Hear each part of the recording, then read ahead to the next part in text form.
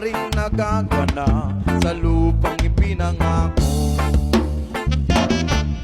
Mula nang makita ko ang lupang ito, nakita ko rin ang munting apoy sa puso ng tao.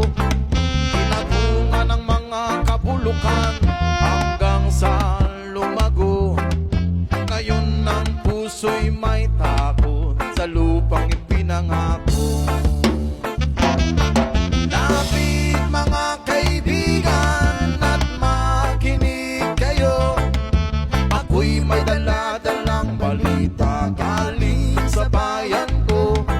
Nais kong ipamahagi ang mga kwento at mga pangyayaring nagaganap sa lupang ipinangako.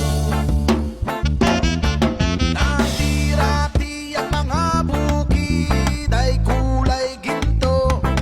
Dati-rati ang mga ibon sinlaya ng tao. Dati-rati ang katahimikan, ang musikang nagpapatulog sa mga batang walang muwang sa mundo.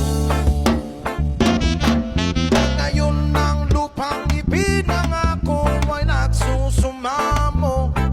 Patakan nyo ng luha ang apoy sa kanyang puso.